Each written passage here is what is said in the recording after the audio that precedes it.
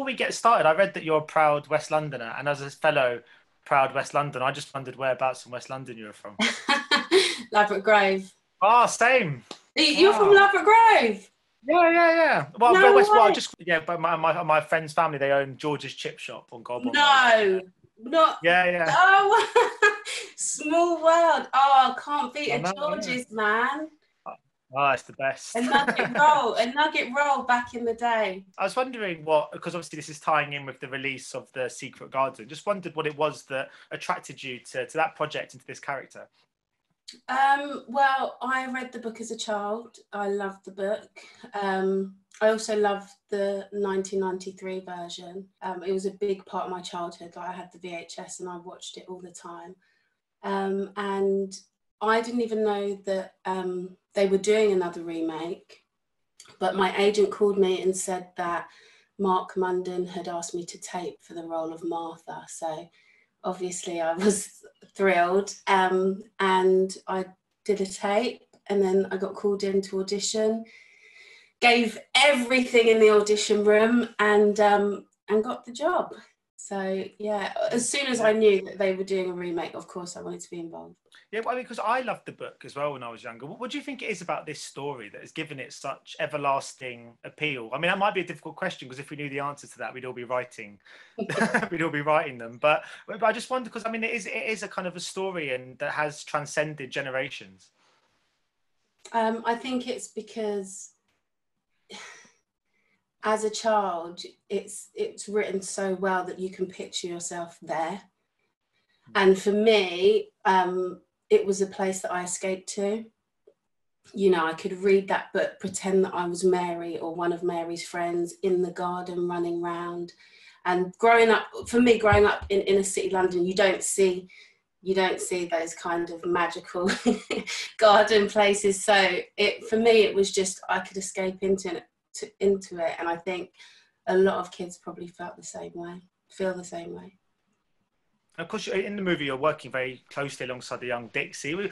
Do you find just when you're in a scene or when you're working with a sort of child actor that it instantly brings out a kind of a different sense of responsibility on set? Do you find yourself almost, even with sort of subconsciously becoming like I was going to say a guide, but not a guide, but just being the kind of the adult on set, if that makes sense? Not with Dixie, no, not at all. She is so talented and so focused. It's like working with another adult actor. At no point did I feel like I was working with a child. Obviously she is a child, but she knows what she's doing. And when we were in rehearsals together, like the energy we were bouncing off each other was just amazing. And I never felt like I've got to walk her through this. Like, she knew what she was doing. She had Mary nailed. And I never once felt like I was working with a child. It's so funny though, because when you do films like this, which I learned, like every child, Colin, Dixie, Colin, Mary and Dickon, they all had at least 3 stunt doubles, because of the time that children are allowed to be on set. So what I did learn, which was a new thing for me, was that every time it's her POV, they swap the child actor in. So they take out the actual actor and bring in a double. So you go from playing with the actual child who's playing the role to one of their doubles. So that I had to adjust to. But all the kids were brilliant. Yeah. So, but obviously, even though it sounds like she didn't necessarily need a kind of guide on set, did you? Who was your kind of equivalent? Not just in career-wise, but just in your life. Did you have a kind of specific teacher or parent that really helped push you towards the sort of success you're sort of experiencing now in your career? I think my dad is like, really, he's like my best friend. He's always been there for me. Even when I was going down the wrong path and not listening to anyone, he had the worst of me and was always there. And now he's getting to see the best of me, and he's still here. And when I went into acting, you know, and I was up in Gloucestershire and I was at college, he was the only person that ever came from London to come. He saw every show that I ever did. He supported me 100%. I think in acting, when I went to uni, and the leader of the course, Sheila Manda, she became my mentor and really pushed me and championed me at uni and saw something in me. And she directed my first one-woman show. She's supported me through my journey as well. So those two people have really, I mean, I've got family as well that are loving and supporting, but those two have really helped me get to where I am today. And just one sort of final question to tied in with Secret Garden was just what it was like, to work alongside Julie Walters, because I adore that woman. I've been lucky enough to interview her once, and she's just national treasure is an understatement, I think. Yeah, she's an icon. She's everything you want her to be. She is. Do you know what I mean? Like, no, like everything you want her to be, she just is. She's so inviting. Like, I remember when I first met her and I was like, I'm so happy to meet you. And she was like, darling, I'm so happy to meet you. And she was engaging. She was asking me about my family, like what I do. And so I became really comfortable with her quickly because she makes you feel comfortable. She's also, you know, a legend. She's phenomenal. To watch her act is just a pleasure. Like, she's unbelievable. And Colin as well. Like, they're both, they both make you feel comfortable. They're engaging, and yeah, I couldn't believe that I was working with them. And you mentioned sort of getting into this industry and stuff. I just wondered when you realised you were kind of an actor, when you'd be able to answer that, because I know it's one of those careers. It's not like if you want to be a doctor, you kind of work your way through the medical profession and then you're in your outfit and you go, now I'm a doctor. With an actor, you can be commercials or small parts on stage and stuff, and I guess it can take a while before people say, oh, hang on a minute, this is what I do for a career, this is actually my profession. I wondered when you had that moment you realised that this wasn't a hobby or a dream, this was actually your life and your career.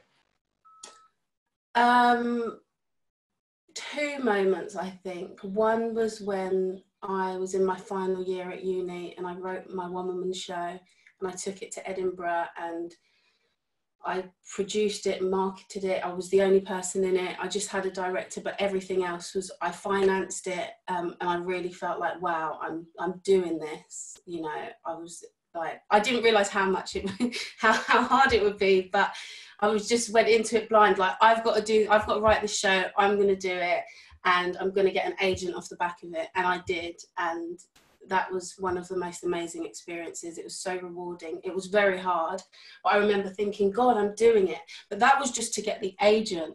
Then once I started auditioning and I was like thrown into the industry, it was like, God, it's a shock, because I think when you're training, although I didn't train at drama school, but I went to uni, you have these dreams of like, you're gonna just graduate and then get a job and then be on TV, and that's just how it is. And even though I was older, I still, you know, you're quite naive. You don't realise how hard the industry is. But when I booked my very first job, which was, I think it was my first job, or my first meaningful job. It was a short film called Cover Me, and I played the lead. And it was a really deep subject. Like, it touched on abuse and all that. It was really harsh. And I got the lead role, and it was a monologue-led piece. And the first day I turned up on set, like, the whole crew was there, like 50 people. And then they're like, right, okay, the director, Jo Southwell, she was just like, right, okay, well, show us then, like, do the monologue. And this monologue's like 5 minutes, and it's like gut-wrenching. And I was just like, oh my God, okay. And in that moment, I was like, right, okay, this is it. This is what I want to do. I'm doing it. And so I think that's when I was like, right, I'm in this industry now. This is what I'm doing. And if you look across your career, sort of the shorts and obviously this role and the one-woman show, it's quite a diverse range of characters and themes, and kind of, I just wondered how important it is for you when you first breakthrough into an industry, to show off your versatility, because I guess it's so easy and for actors and actresses to be pigeonholed in this industry and just be seen as one thing. But you seem to have done a fantastic job so far of showing a whole range of different kind of types of characters. Was that a kind of conscious effort on your part? Thank you. Well, so my one-woman show, I purposefully wrote 3 different characters because I always thought that I would get cast as a Londoner, either like vulnerable or in a gang or something. Those were the roles that people were looking at me for, and that I play really well. I think they come quite easy. But I knew that I didn't want to just do those roles. And when I wrote my one-woman show, I wrote 3 completely different characters from different backgrounds. And the story all linked, they all intertwined, and, you know, but because I think I showed 3 completely different characters on stage, and I changed on stage in view of the audience, and my agent arranged us a closed viewing of the show for industry professionals like cast and directors, and people remembered me, and so I was getting called in for different roles. Had I not done that, I don't know if I would have been seen for certain roles. But playing Martha, this is the first time I've done a period piece, and yeah, I'm excited that people get to see different sides of me. But even obviously, it sort of says, oh, you sort of did the one-woman show, got the agent off the back of it. On paper, that all sounds like quite easy. Like, oh yeah, tick. I'll just do that. But yeah, has it been a challenge for you? Has it been difficult to get where you are now? To write that, to get the agent? Because I mean, like I said, yeah, it sounds like it is easy, but has it been harder than it sounds for you? It wasn't easy. No. It wasn't easy. I'd probably say it as a matter of fact now, because that's my journey. But you know what? It's all about, it's about timing as well, I believe, in this industry. It's about timing. It's about talent. But even more than talent, it's about how focused and driven you are, because you can have all the talent in the world, but if you're not pushing yourself and trying to get work and being active in your career, then you won't get the jobs. And I think for me, when I wrote my one-woman show, I was at a point where I was about to graduate from uni. I was in my 3rd year. I knew that like most of my uni friends were going on to drama school just to do either a top-up year or a whole another 3 years to get an agent off the back of that. I got into drama school, but then I couldn't afford it because I got loans out to go to uni. Plus I was much older than a lot of my uni friends, so I went to uni as a mature student, and I was just like, what can I do? I'm going to write this show. So I sort of put everything into it, and there was no other option. I didn't think, if that doesn't work, I'll do this, because there's never been anything else that I like to do. So I didn't think, because even my mum, I think at one point was like, okay, but what are you going to do? She kept saying, well, you could do the teaching degree after uni, do the year top up and become a teacher. And I'm like, I don't want to become a teacher. Like, props to our teachers, we so need them. But I was like, that is not what I want to do, you know. So for me, it was like, I have to write a show, I have to get an agent, and there was no other option. So I was so driven and focused on achieving that it just happened, and timing, and yeah, but it wasn't easy. Going to Edinburgh on my own and having to walk the streets to advertise my show on my own with no company behind me, it wasn't easy at all. And I financed it myself. I was like chefing part-time. It was a lot of work. It didn't just happen, but you know. Yeah, well, it's great to hear that, because I think there can be a misconception in this industry where you think that people just get sort of plucked off the street and just go, oh, you look like you're going to be the perfect part. But it's so much grafting goes into it, isn't it? It's so much grafting. Yeah. Well, I've realised I've been in this industry professionally, like since being signed, like 7 years, and it's only now 7 years is actually quite short in this industry, because some people can be in the industry and not get a break for 20 years. You know, it is about timing. But for those 7 years, I have not stopped working behind the scenes, whether it's writing, whether it's going up for different roles, getting so close to really big jobs, and then at the last hurdle not getting it. Like, it's been continuous. So now that people are starting to see things that I'm doing and hear about me is really humbling and amazing. But the work hasn't stopped in the background, you know. Yeah. Yeah, it must be, yeah, when you said sort of go for sort of a big role and don't get it, can it be hard to pick yourself up again and just go in for that next audition? Because I guess it must be quite, even though I understand that's just the way it works, it must be sort of quite deflating sometimes to keep trying and trying. But I mean, obviously it looks to all be paying off now. But has there been times over the last 7 years where you have thought, you know, is this the right idea? Is this the right decision to pursue this? I've never thought, is this the right career? Because I've always felt it has been. But yeah, you get knocked down, you do. But you just got to have thick skin in this industry. You really do. I remember my very first audition, I didn't get the job. I can't remember what it was for. I don't know if it was for like a soap or an advert. I can't even remember, but I remember walking into this audition room and, you know, like imposter syndrome. I'm like, oh my God, this is really happening. I'm all nervous and all that. And I walked in and there was a girl there who had just come out the room and I recognised her from TV. Like, can't even remember her name. I wouldn't say it if I did, but you know when you just know someone's on TV, like they've been on a soap. And I like sat there all nervous and I like smiled at her. And she gave me the dirtiest look. And it was like my very first audition. And I just felt about that small. And I was like, oh my God. And it just filled me with fear. And then I was like, am I supposed to be doing this?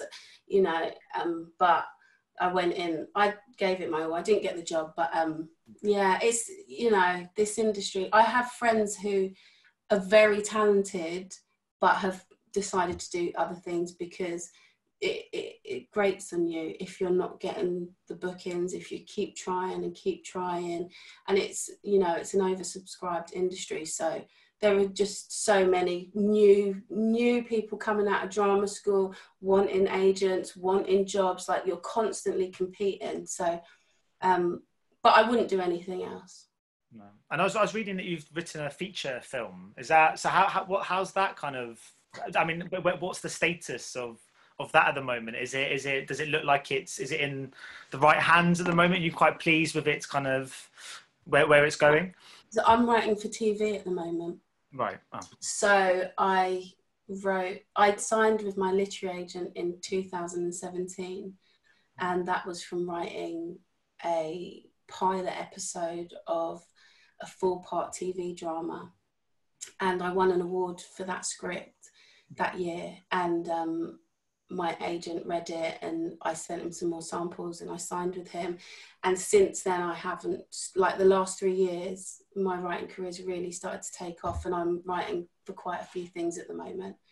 I'm on the new season of Killing Eve 4 on the writing room for that. I'm writing 2 of my own ideas. I've been commissioned straight to script, and I've got quite a few other projects on, but it's mainly TV.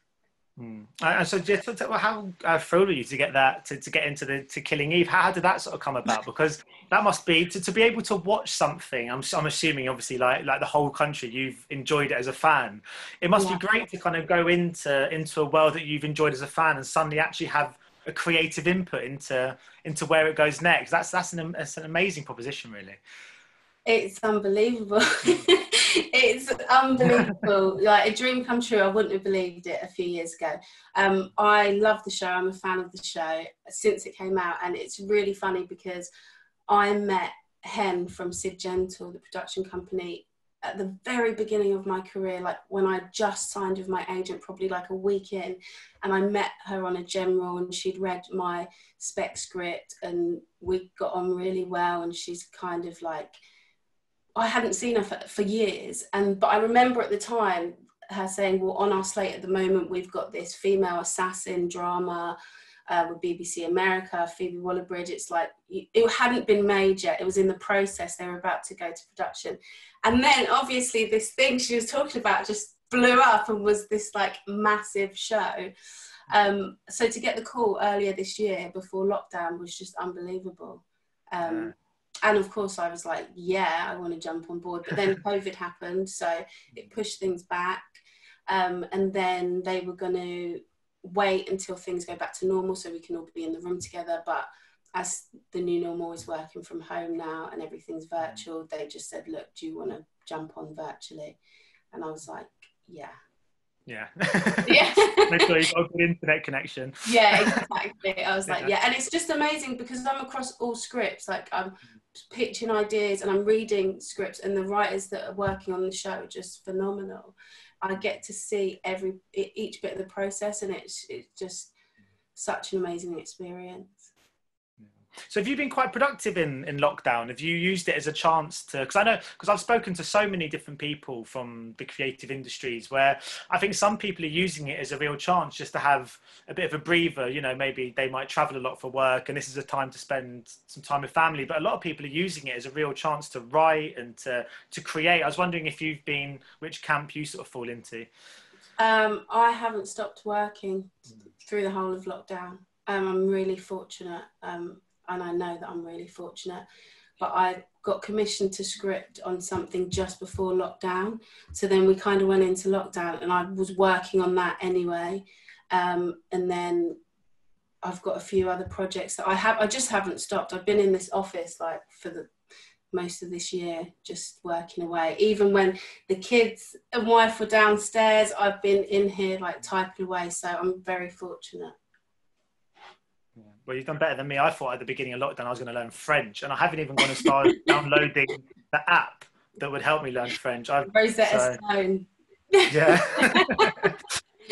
So I'm wondering about, are you still based in London at the moment?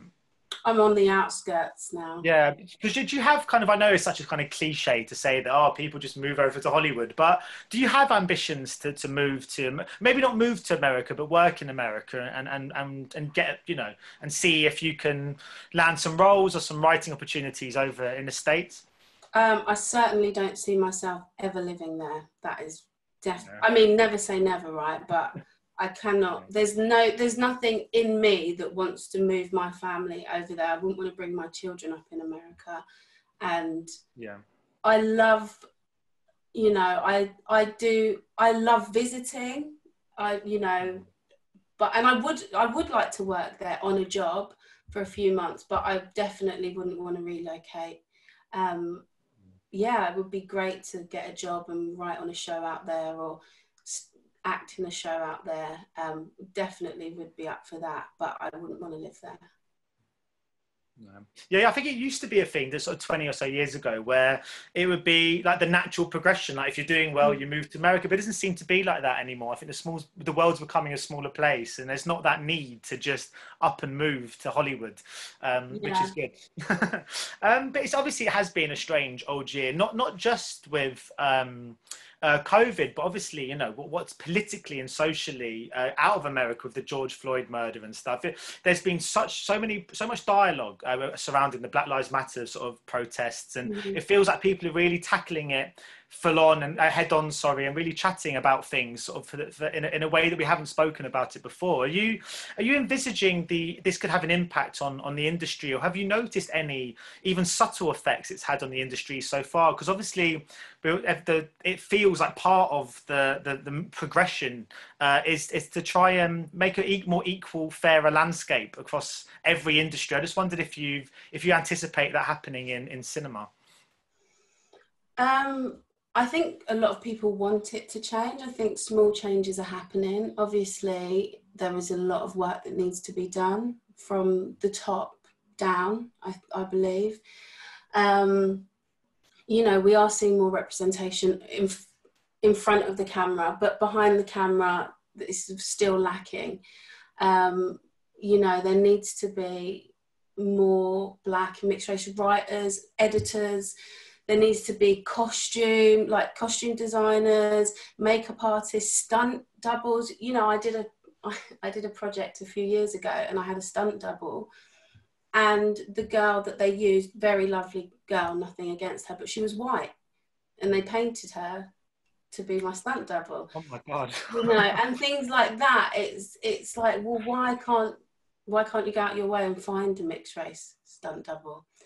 I think there's a lot of changes that need to happen, but I also think that it's great and positive that people are having these conversations, and a lot of people that wouldn't have realised before are now starting to realise, starting to educate themselves, and that's important because, you know, I think this generation won't let things slide as much as they have in the past. You know, like my parents, it was my mum, she, you know, she's Jamaican, she came here when she was 9, and her experience was very different, but what she instilled in me as a child was that I was black, regardless of being mixed race. I'm black because I will always be seen as black, and I'll always have to work harder because of that, and that's just how it is. And it was almost like, you have to accept that that's how it is. I have to accept that people see me as black, I'm black, and because of the colour of my skin, I will get treated different.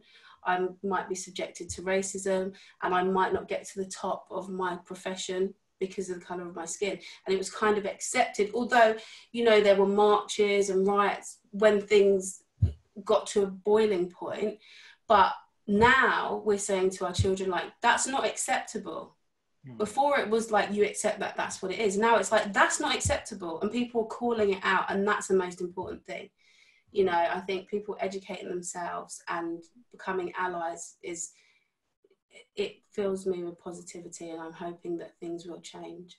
Brilliant. Well, on that positive note, thank you so much for your time today. You're doing West London proud with all this great work at the moment.